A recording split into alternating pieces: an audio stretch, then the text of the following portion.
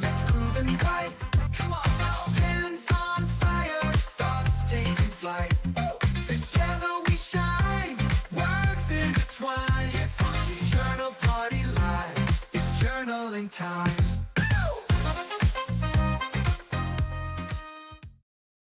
All right, what's up, party people? Why am I so tiny? I know I'm not that big a guy, but there we go. All right, how's everybody doing?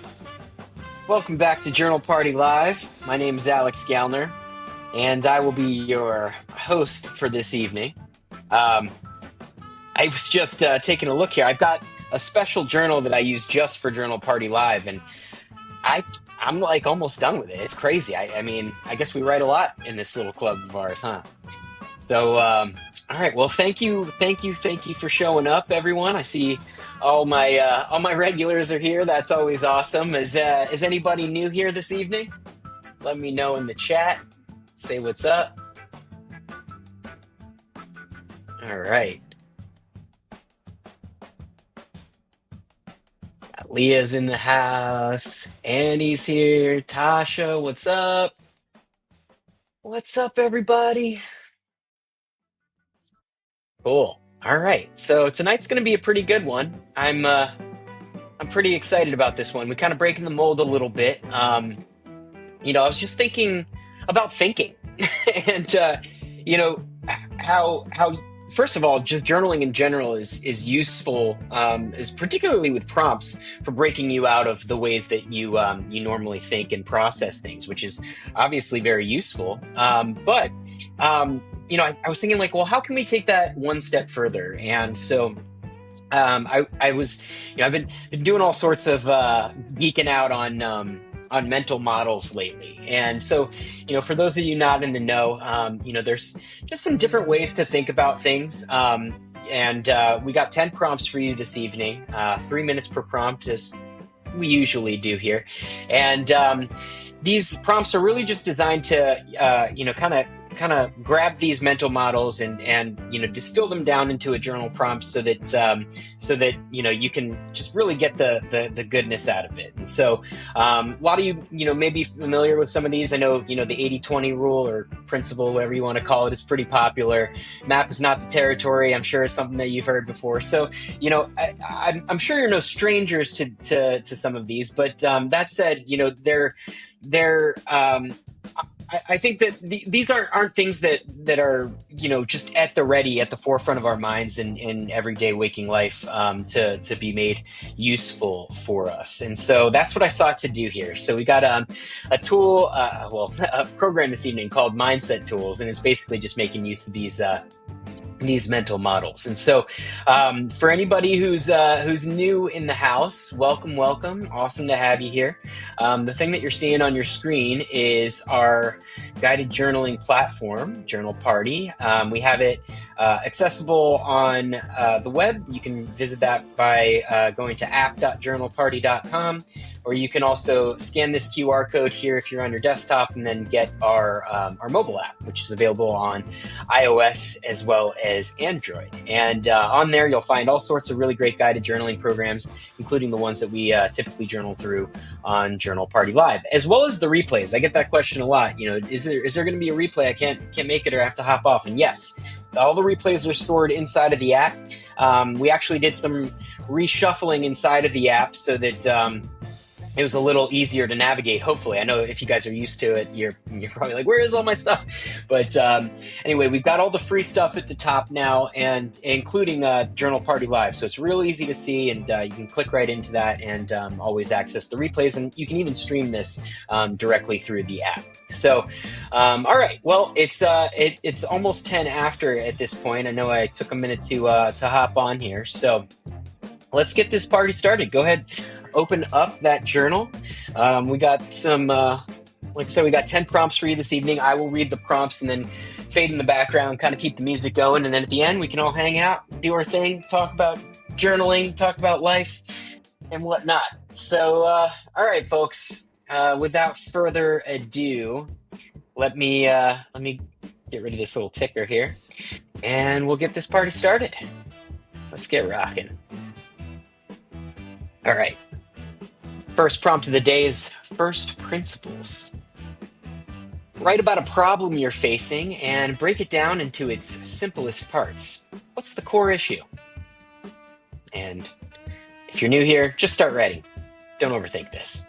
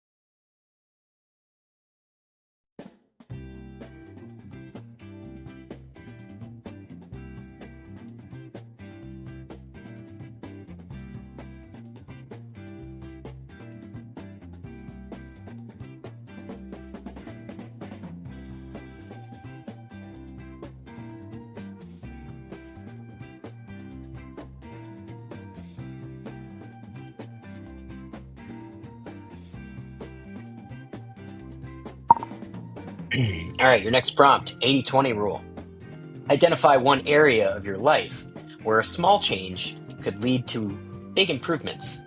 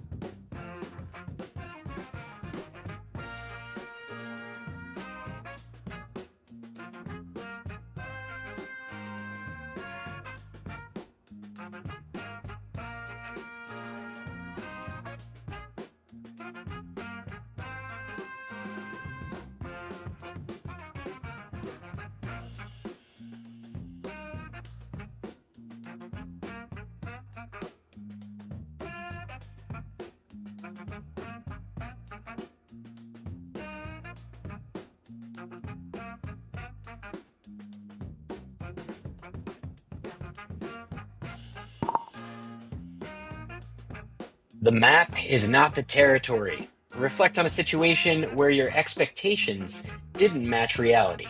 What did you learn?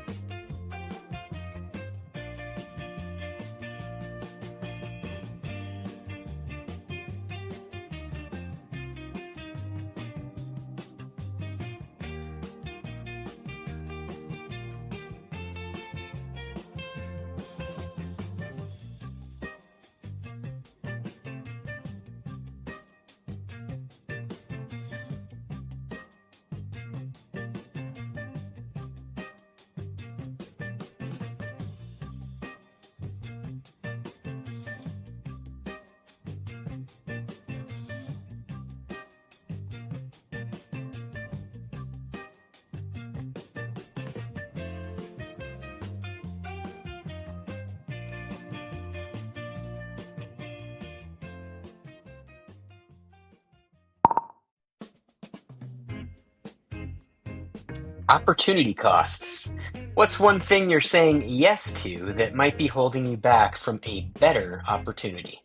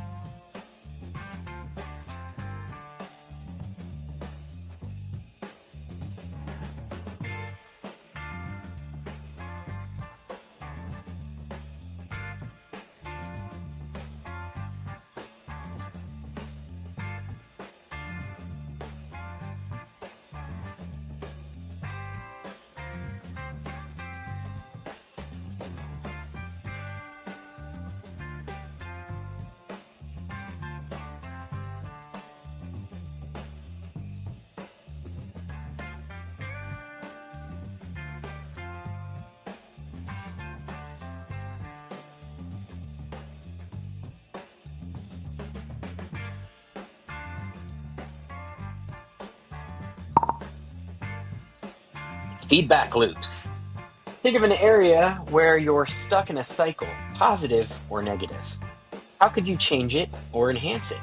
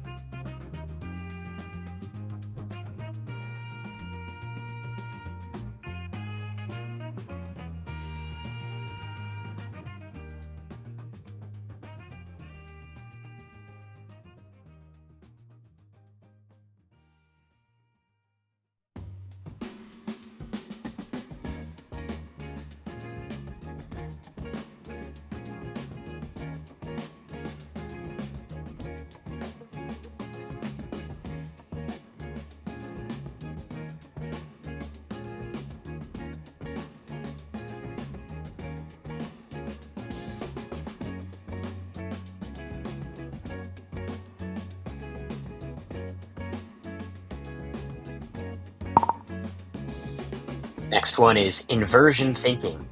Imagine what would make your current challenges worse. What lessons can you draw from this perspective?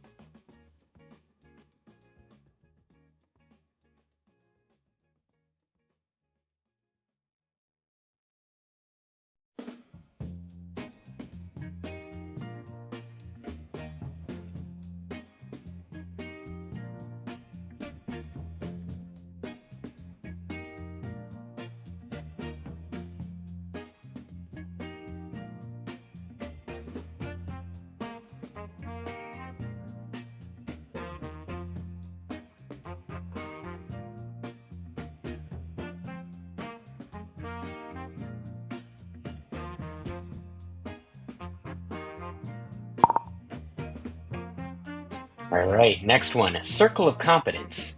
What's a skill or knowledge area where you feel confident? How can you leverage it more?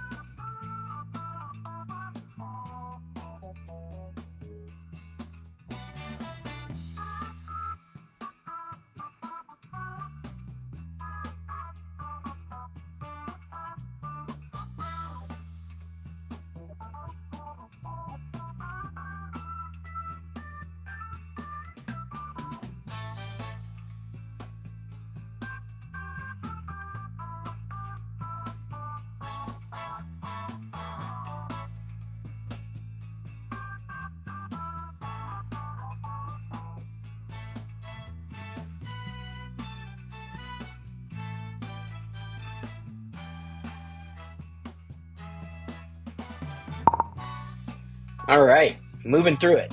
Second order thinking. Reflect on a recent decision. What were its long term consequences? How do they affect you now?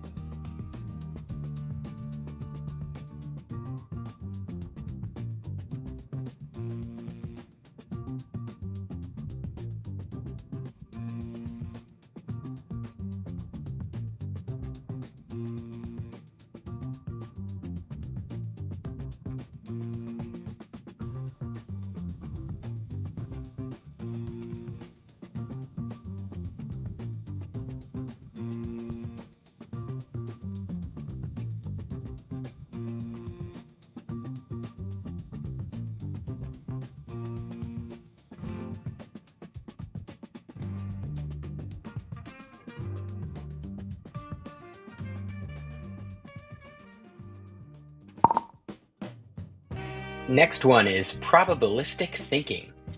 Write about a choice you're uncertain about. What are the odds of each possible outcome?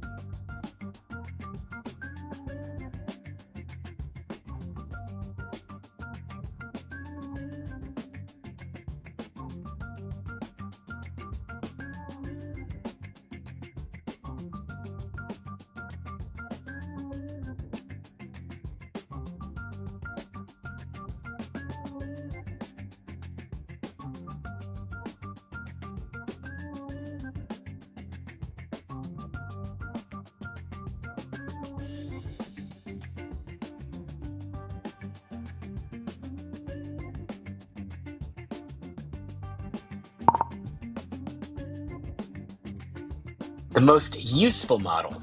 Reflect on one mental model from this list that feels most relevant to you. How could you use it in your daily life?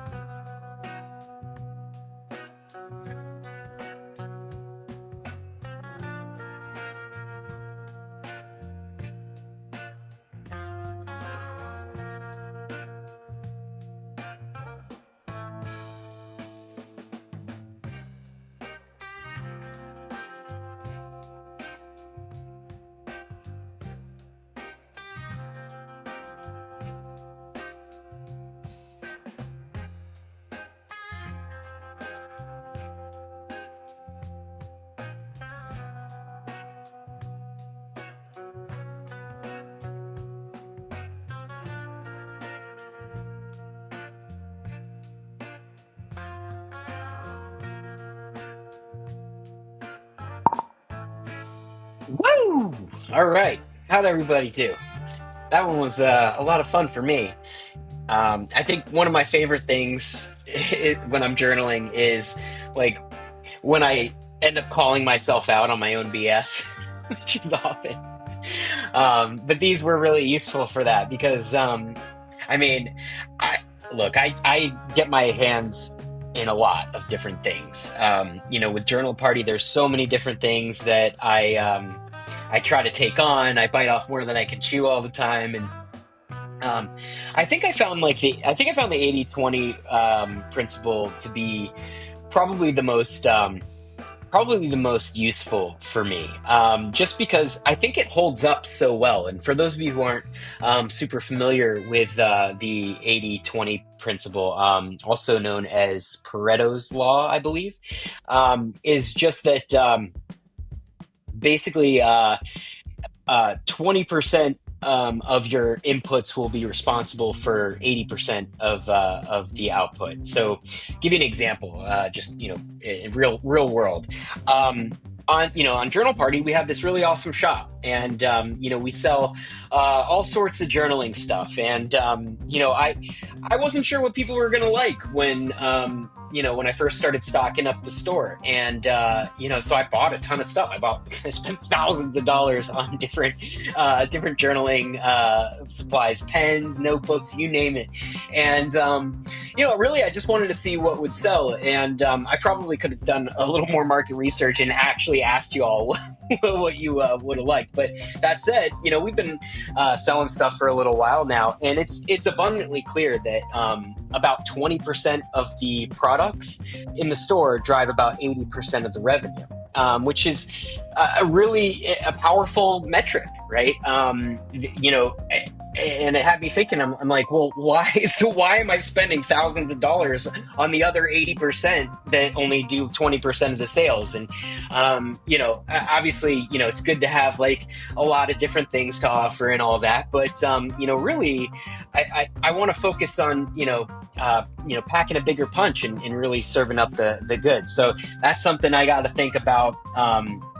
Another thing is, we we run a lot of ads to get people into the group, but I'm not the best at social media and stuff like that. And so like our Instagram, for example, is like super low engagement, which, by the way, if you're not following Journal Party OMG on Instagram, please do us a solid. Go follow and engage with us, because I think we're in like Facebook and Instagram jail or something like that. And obviously we're trying to help people. So that would mean the world to us. But anyway, the little engagement that we do get, probably comes from about 20% of the different types of activities or posts that we do. And so, instead of like spinning our wheels trying to come up with all this like crazy stuff, like we can literally just look at what's the most effective and just focus on that. And so, I think I find the 80-21, probably the most, probably the most useful for me, just because I'm involved with so many things that I think it would be useful to focus on the few things that actually create the biggest impact. So anyway, I know I launched into that without kind of explaining what we do for the newbies. Typically, after we're done journaling, we like to kind of share our insights and everything, and I usually kick us off. So that was that. Let me see. We got a couple comments in here. Kathy says, I naturally am a worst case scenario thinker, and I've learned to mentally play out what if that doesn't happen? How would you feel? It's kind of a cognitive activity that helps defeat my anxiety as well. Yeah, so I don't know if anybody saw the little comment that I put, when we were kind of trying to figure out like, well, what could go wrong, right? And those types of prompts really freak me out, if I'm honest. And I think the reason of that, the reason being is that, look, you'd have to be living under a rock not to be exposed to like all the law of attraction, the secret type of stuff. And, I think it's pretty common advice these days that your thoughts have the power to manifest into reality. And that, while that's super exciting, like, oh, I'm going to think about a car and get a car or whatever. The flip side of that is kind of terrifying, because it's like, well, what if I, what if I think about, getting sick, or, what if I think about failing and it happens? And, I think that's kind of like a danger zone sort of thing. And I think it really ignores, like one of the big, like mechanisms at play if you subscribe to the whole law of attraction thing, which is that if belief and emotion are actually huge components of that. And so I think it's been useful for me to actually still go, explore those, what could go wrong sorts of things. Because look, the idea is that you're taking positive action in creating awareness. And I think awareness is ultimately what's important. Like you can't just, denounce the truth and have that be made manifest. Like that's not how things actually work. And because ultimately you're not going to believe it, right? And it's not going to be true for you in any shape or form. And so it's been useful for me to kind of like check some of that like new age type of baggage a little bit at the door, because I think that what you're giving yourself permission to do is take a look at different potentialities and actually be smart about it. And I think like you're doing your mind a disservice if you're not allowing it to think. That said, who was it in here? Maybe gosh, I don't know. It might have been June. Yeah, I think it was June that said, stay out of bad neighborhoods, don't go there. And yeah, I absolutely wouldn't dwell on those sorts of things. I think it's important to recognize when you're dwelling in a negative space, because that's how you do succumb to negativity. But what I actually found refreshing with that prompt in particular was just that once I started thinking about all of like the things that could go really wrong for me, given my current situation, at least for the current challenges, I don't know what everyone else is up against. I know obviously wide range of stuff that we're going through, but my challenges seemed so benign and so simple and like non-issues compared to like the real things that could happen, like losing a loved one or something like that. And so I know if that was your challenge and then you're stacking additional stuff that could go wrong on top of it, that could maybe be a little bit more difficult. But for me in this circumstance, I was writing about like my business and stuff, and I'm like, man, okay, like none of my day-to-day concerns hold a candle to any of these things that could really go wrong. And if once I actually was taking a look at them, the likelihood of them going wrong was pretty small, and there was some things that I could do to prevent any of these potential things that could go wrong from actually going wrong. So hope everyone found that prompt all right. Let's see. Dude said, me too, Alex. Felicia, this session made me think. Regarding question 10, first principles and feedback loops are most relevant. Circle of competence is the scariest for me. I'm curious why, if you're down to share. But yeah, first principles is cool. Kind of breaking things down to their simplest components is often useful. I think that what is it like the simplest explanation for things is often the correct one. And then feedback loops. Ooh, that one was tough for me because I realized that I spin my wheels on things that aren't particularly useful sometimes, and so I have quite a few those negative feedback loops. I have quite a few positive ones as well, but it was good to shine a light on some of those for me. Mary said, I've been kind of down in the dumps about having to move from my house, but thinking about the worst case scenario made me see the blessing that I do have. I got a lot of peace from it. That's really good. I'm glad. Darlene said, my husband helped me with the what if by saying to me, you are worrying about something that has not even happened yet. I won't say that I don't do it, but not as much. That's a good one. I think it was a Mark Twain quote, that or it's like Marcus Aurelius in like hundreds of years prior. But what is it that I worry about all these things. Many of them will never happen. I just butchered that quote. I gotta look that up. What is it? What's that quote about worrying about things that never? Isn't Google great? Okay, yeah, it's Mark Twain. I've had a lot of worries in my life, most of which never happened, and gosh, I don't know if you guys see this, but I'm getting up there. I'm 38 years old, almost 39. Look at these worry lines over here. Your boy is a serial worrier. And I've had to rely on those sorts of sayings when I can become aware of them and remember them. So useful because I all that energy I spend thinking about things in the future, it's time that I'm not actually present in the now, which is where things really happen. So cool share, Don.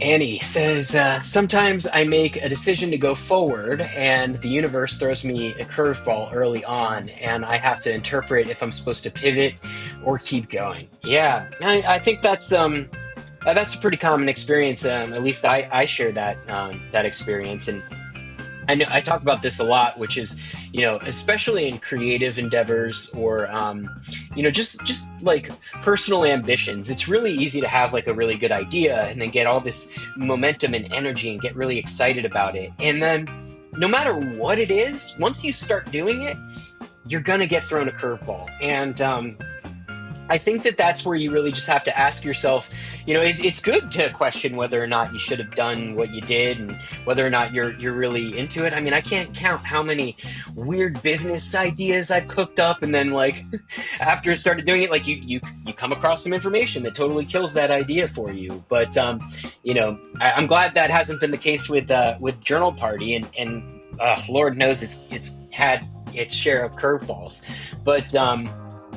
Yeah, I mean, I think that's where you really find out what you're made of, and you really find out what you care about. I think that's the other thing is it's also okay to change your mind. I think obviously we all want to hit our stride and feel good about what we're doing and be committed and everything like that. But yeah, I mean that's a fairly common experience, and I think it's okay to question things, and I think in the case of something that's like really meaningful to you, then you just got to find that strength to push through. And fortunately for me, it's been you guys like showing up in the middle of the week when I'm like exhausted and having just friendly faces that are loving what we do here is has helped me push through. So hopefully you can find some people that can be your support.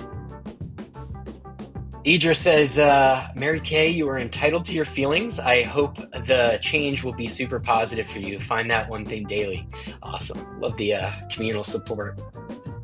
Felicia says, three things that immediately came to mind are all of the leap in the net will appear variety, therefore scary. Totally. Yeah. Faith is scary. Whether or not it's backed by some deity, just having faith in yourself is a tough one. But yeah, I mean, you never know until you go. You can think about it, you can worry about it, but maybe I don't know. I've become pretty risk tolerant in my entrepreneurial sort of spirit, and good and bad, right? I often learn a lot of really painful and expensive lessons, but the flip side of that is I've really uncovered some truly amazing people and experiences just by kind of abiding by that leap in the net will appear thing. Idra said, the 80-20 one is my choice too. I made one change to a work opportunity and the impact has been huge. That's awesome. Yeah, I mean, it's kind of crazy how that one works out. Pareto's law. The other one that I didn't include in here that I think is interesting is it's called Parkinson's law, not to be confused with like Parkinson's disease, but it's the idea that the amount of or that the tasks that you need to accomplish will expand to fit the time allotted. And I guess like the simplest way to think about that is like a deadline, right? Like first, if I don't have a deadline, like I will, let things sit. But if I put it on my calendar and I know I have to do it, I may wait until the last day to do it, but it gets done. The other weird manifestation of Parkinson's law that I've noticed is you ever go to cross the street, the little orange numbers that count down how much time you have. No matter how much, it could be like at 25 seconds. I think I got a ton of time and I hop in, even if it's flashing or whatever. But no matter what, it seems like I'm just getting to the other side of the street when it hits zero. It's the weirdest thing, and I don't know if that's actually part of that, but just a stupid share. Mary says, Darlene's place. I try not to let the things I can't change bother me. Jason Momoa, Stargate Atlantis. Awesome. Some sci-fi fans. All right.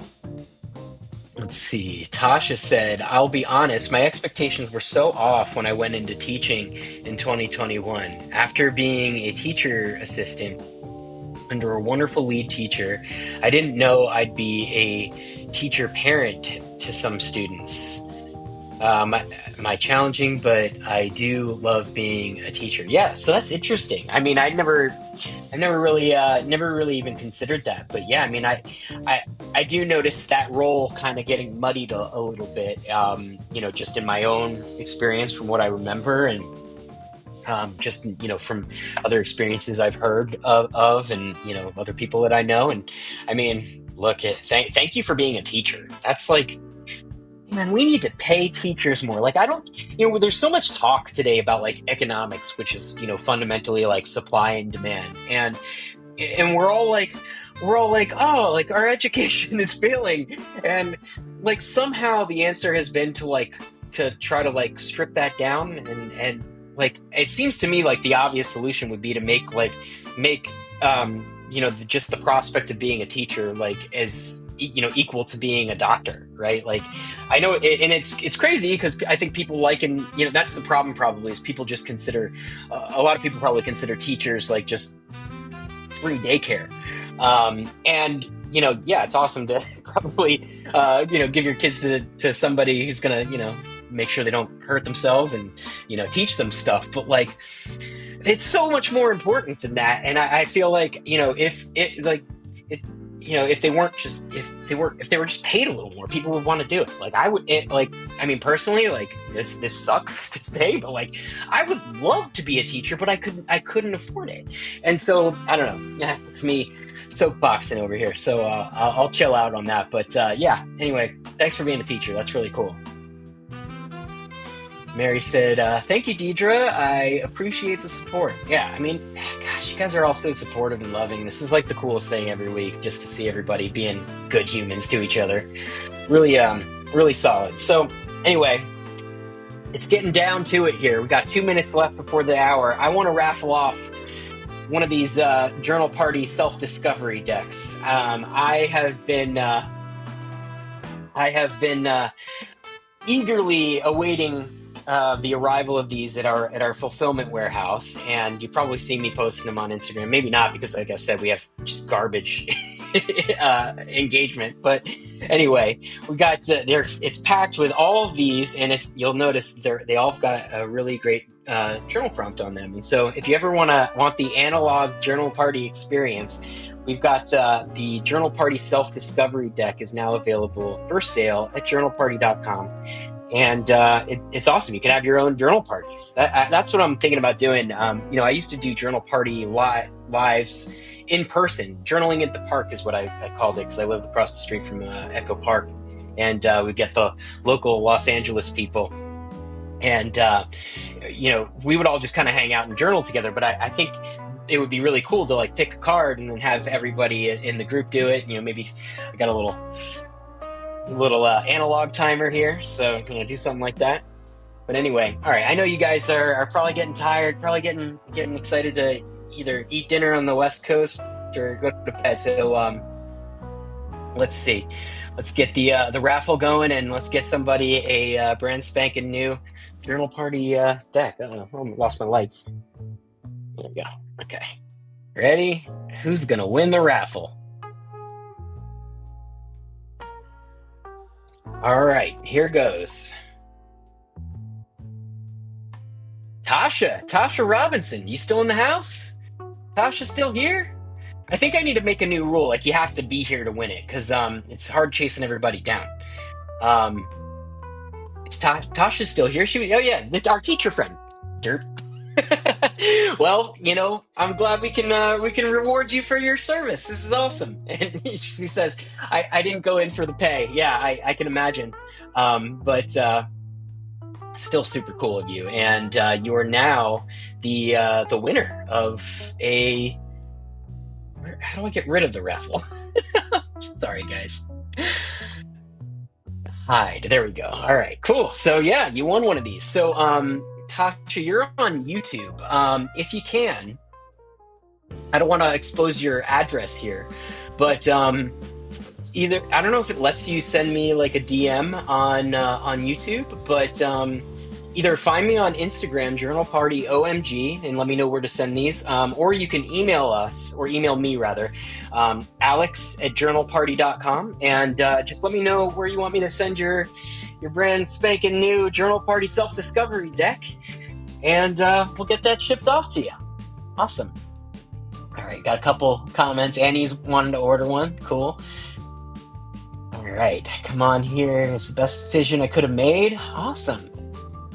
Yes, journal party retreats in the future. We need more people in the party. I mean, we've got like 7,300 people or something like that in the group, but I need to see like that. The problem is like people join the group and then like I think because we're in trouble with Facebook or something like that, like not everybody sees the messages and stuff, and so I think we need to grow a little bit more before I'm going to be able to do a group. But maybe we can put together like a little bit of maybe we can put together like an interested group, and that way I can kind of have you guys involved with like planning. I can ask you like, what would you like to do, some of the activities, because I have reached out to a couple different retreat planners to help us with this. There's one really cool group. They've actually planned like a whole itinerary in Sedona for us, and I'm just trying to figure out if I can, if it's like a reasonable cost. I don't want everybody to have to pay too much to do something like this, and these places are a little hoity-toity and a little expensive, so hopefully it's in the budget for you all and myself included. But yeah, definitely something that we're trying to get going. All right, everyone's with us. All right, Tasha's here. Cool. I missed like a ton of messages. Everyone's congratulating Tasha. Cool. All right, so she's gonna email me. Great, fantastic. All right.